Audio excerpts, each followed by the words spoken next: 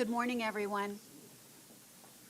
The joint meeting of the boards of directors is now called to order. Please stand for the opening prayer offered by Director Puckett. Remain standing for the Pledge of Allegiance led by Director Miller.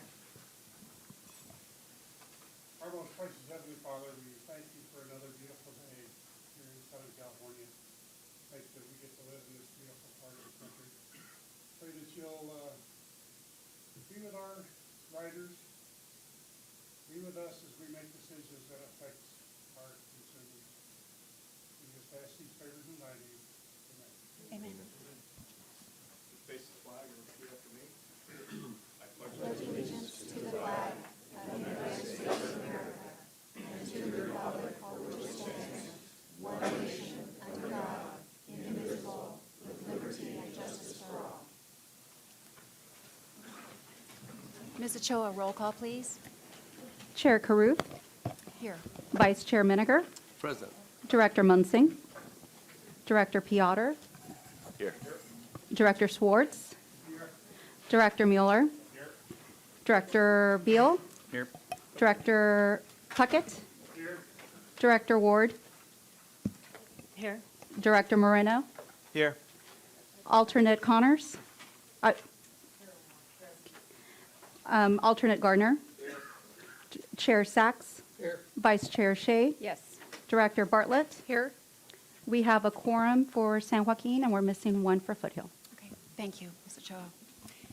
Let's begin with public comment period, and in an effort to increase the number of public speakers, public comment will now be a full hour in what I call prime time, which is the beginning of the meeting, rather towards the end. If there are individuals who don't have an opportunity to speak within that hour, we will hear that testimony right before a closed session. But we have a full hour today. You will be limited to speak one time for 2 minutes. And our first speaker is Zola Tolosa. Good morning. Thank you. Okay, I would like to address the board and point out the violations that are being made by the TCA. On December 14th meeting, I arrived at 7:30 and was the third person in line. Brian Harrington was first, another man second, and then me. I waited until the doors opened at 9 and turned in my card. Brian Harrington gave up his spot to his colleague who arrived closer to 9, stating that he would not be speaking after all because he had to leave. Mrs. Ochoa allowed Brian to give up his place and took the new person's card. Surprisingly enough, when the floor opened, Wendy Bucknan, mayor of Mission Viejo, was given first place to speak, yet she was never in line or presently seen. Brian's friend was placed second. The person that was originally in second in line outside was now third, and I was bumped to fourth place. I asked Ms. Ochoa why Mayor Bucknan was placed in front of all of us, and she said that she got here way before all of us and that she was waiting inside. When members of our coalition asked to swap cards in order to allow those that couldn't stay to the end of the meeting, Ms. Ochoa said no and did not allow us to do that. Ava O'Keefe emailed Ms. Ochoa on December 15th, and I have copies of that email, questioning the preferential treatment, and she till this day has never received a response to that email. Lastly, Brian Harrington lied because he stayed till the end of the meeting, and he basically positioned himself to close the meeting with his last comments. Interesting that they placed themselves strategically in the beginning and in the end. Interesting that no one is allowed to turn in cards before 9 a.m., but Wendy Bucknan is. This board needs to clean up the corruption even at this smallest level, as petty as it may seem to you, but it isn't. Our voices matter, our minutes count. You need to address this unfair treatment and correct it. And lastly, I stand here before you to continue to express my opposition to any alignment through our established communities, our schools, our parks, and mitigated open space. Thank you. Thank you, Ms. Tolosa. Next four speakers will be Mr. DeCappa, Mr. Bennett, Ms. Dennehy and Ms. Schumacher.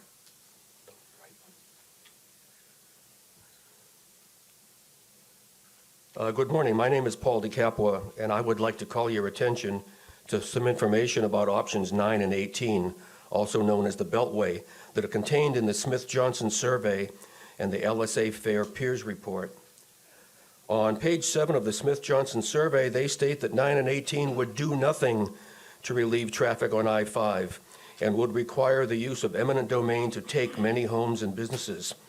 On page 8 of the same report, they show that the Beltway is the least desirable of all of the options surveyed, even less desirable than doing nothing.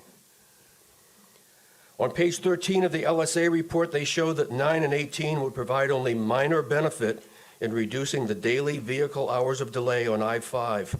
Why would you spend lots of money for only a 5 to 6% improvement on I-5? Exhibit 3 of the LSA report categorizes 9 and 18 as needing more study. But I would argue that 9 and 18 should be in category 3, like idea 19, because on page 11 of the report, they say 19 does not address I-5 north-south mobility problem, and there are regulatory constraints. Ladies and gentlemen, the same exact rationale applies to 9 and 18. They do not address I-5 mobility, and there are regulatory constraints. So what should you do? Well, to me, the answer is very clear. Drop 9 and 18 from further consideration because they are the least desirable, they offer only minimal benefit, and there are many regulatory constraints in your way. Don't waste any more time or any more money. Drop 9 and 18 today. Thank you, Mr. DeCapua. Mr. Bennett.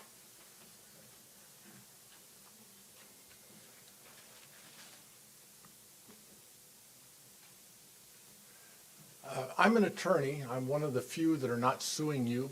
I'm not threatening to sue you. I'm working with a coalition that would like to help you find a cost-effective and appropriate way of improving traffic on the I-5 freeway. I want to follow up to Mr. DeCapua because we have not yet seen an EIR, but we know that you produce what's called an environmental site assessment prior to the EIR. That's one of the few documents that's not a public document, so we only know what you've told us about it. That's apparently how the TCA eliminated option 19. Apparently based on the environmental site assessment, you determined that fatal flaws of regulatory and financial constraints would permit you to move it out of consideration now.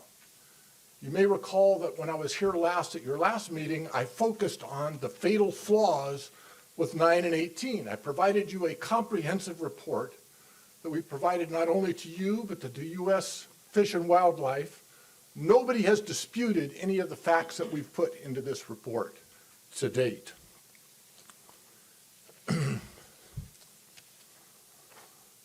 According to the LSA report, option 19, the part that we know, was rejected because it does not address the I-5 north-south mobility problems, and there are regulatory constraints associated with the Cleveland National Forest. Ideas 9 and 18, as Mr. DeCapua pointed out to you, have exactly the same flaws. They do not address the north-south mobility problems, and there are regulatory constraints associated with the federal taking permit, something that hasn't been mentioned in any of the lawsuits or in the discussions of your reports. The Rancho Mission Viejo Habitat Conservation Plan, if I could have 1 second, and your counsel will confirm this, those provisions are to be strictly construed under federal law. Thank you, Mr. Bennett. Ms. Dennehy.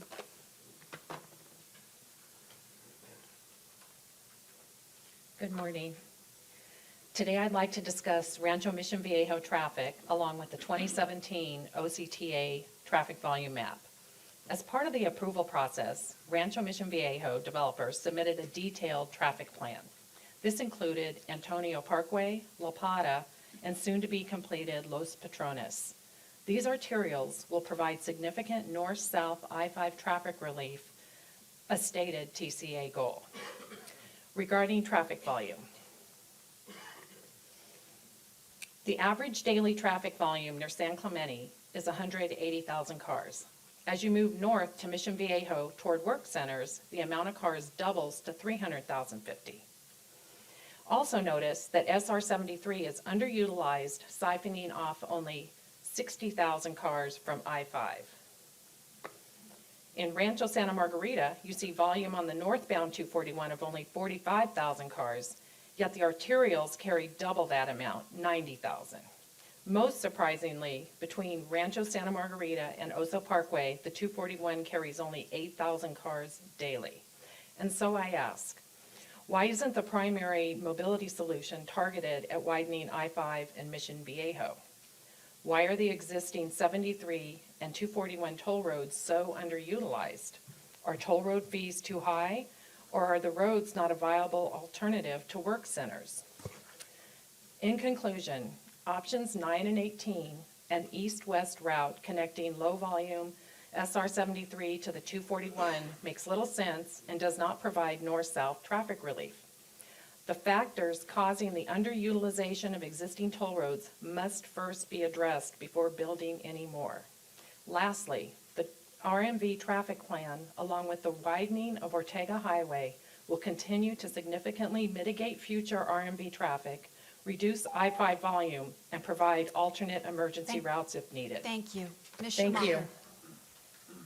And the next four will be Powers, Kleidick, Bauer, and Marcotti.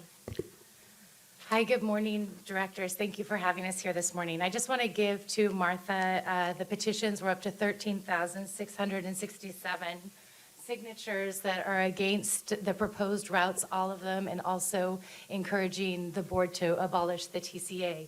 I want to talk today about the JPA agreement that was entered into in 1988 with half of the cities that are here today. It was an agreement to construct the 241 and the 73 and to pay down the bonds within 20 years. We are nowhere close to paying down the bonds for the construction. That's, the 73 is 22 years old now. I can tell you right now that none of the cities that participated in this JPA agreement would have said, hey, we're going to let you collect development fees in Orange County and we're going to be a part of this for this infrastructure, and then later on come and destroy our city. That wouldn't have been something that any city signed up for. So I ask you today to really start looking and soul searching. What is the TCA here to do? It was here to construct and pay off the 241 and the 73. I don't believe that the charter is being followed right now.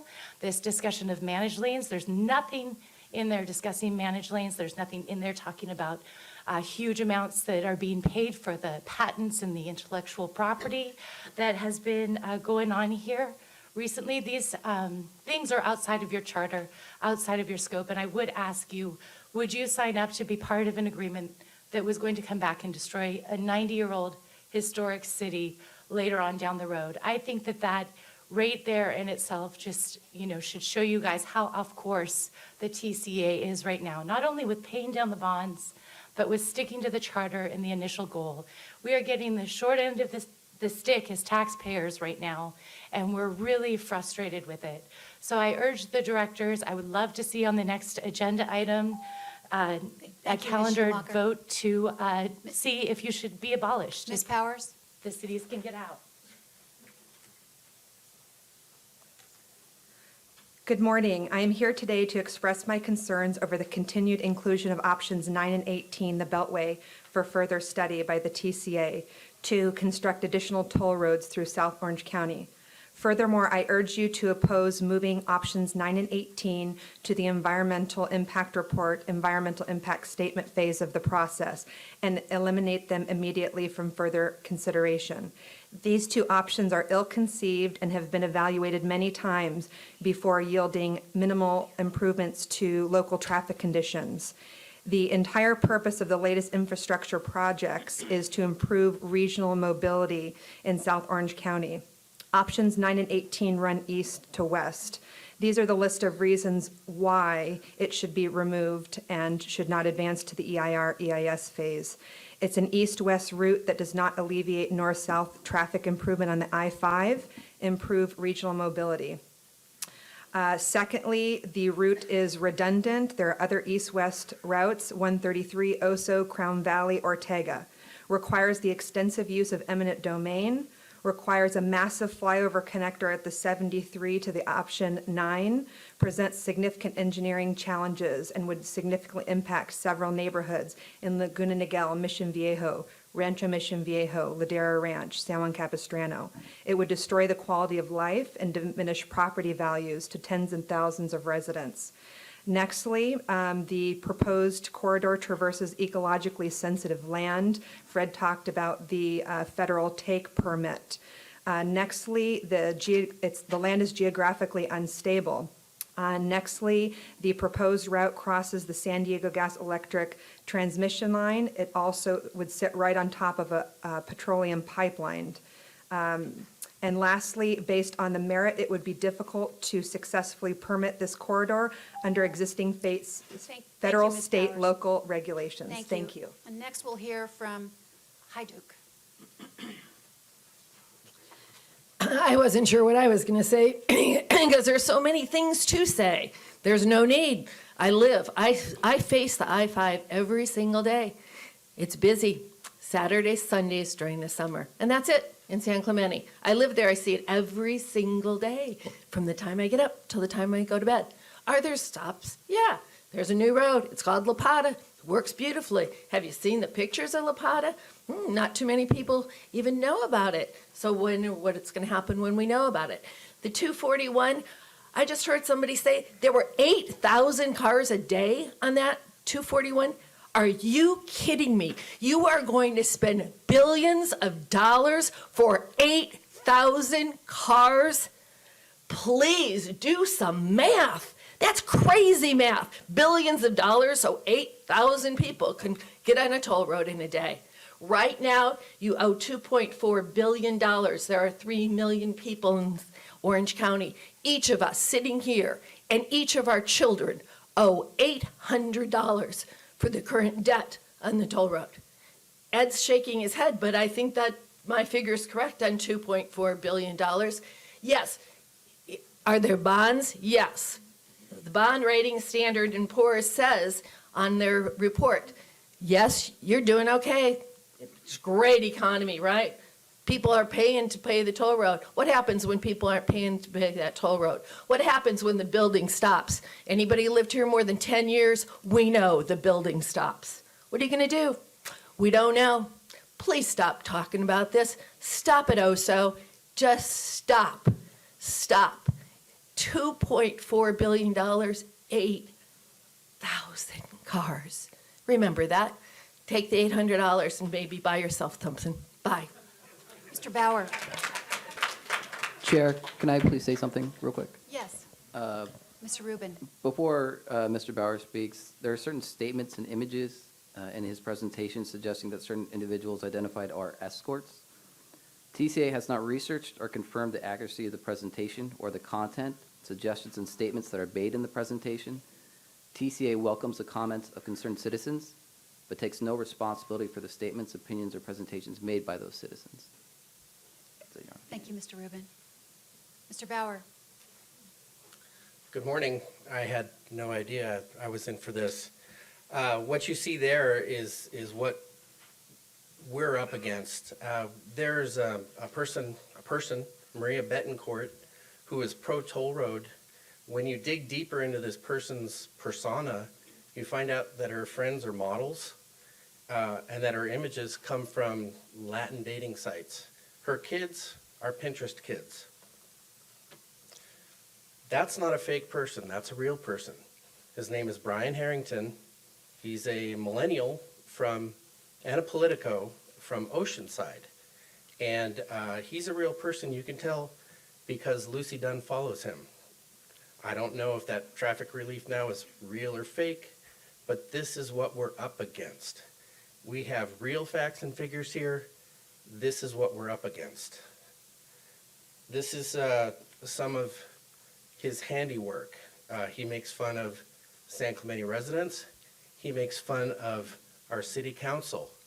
Is there any reason why you wouldn't be surprised that San Clemente wants to leave the TCA after this kind of treatment? He's also friends with Kurt Pringle, and that is a lobby firm that the TCA uses right now. We don't know how deep this goes. We don't know who pays his bills, but